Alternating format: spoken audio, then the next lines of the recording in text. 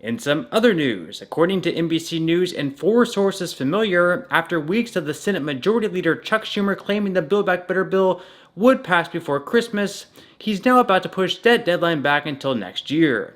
Yes, due to the parliamentarian being slow to make rulings on certain measures, which will decide which policies meet the standards of the Byrd Rule, in addition to Joe Manchin holding out, this bill is going to get pushed back until next year. Instead of attempting to pass the Build Back Better bill before Christmas, they're now turning their focus to legislation surrounding the rights of voters. Being that Republicans have been unanimously opposed to these bills, they haven't gained enough votes, or at least the 60 that they would need in order for it to pass through. So because of that, Democrats are hoping to get Joe Manchin on board to get rid of the filibuster, something that would allow Democrats or Republicans to pass these types of bills with just a simple majority rather than needing 60 votes. So far, Manchin has been opposed to getting rid of the filibuster just because he supports bills being passed in a bipartisan manner, and also he knows at some point the Democrats will once again be in that minority, and Republicans will be able to pass these types of bills through as well, yes, with just a simple majority. Here is Senate Majority Leader Chuck Schumer saying that Republican-led state legislatures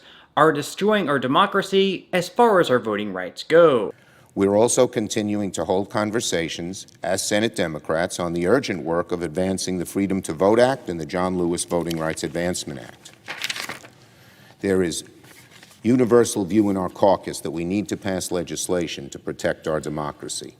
What the Republican legislatures are doing on a purely partisan basis is undermining, destroying our democracy.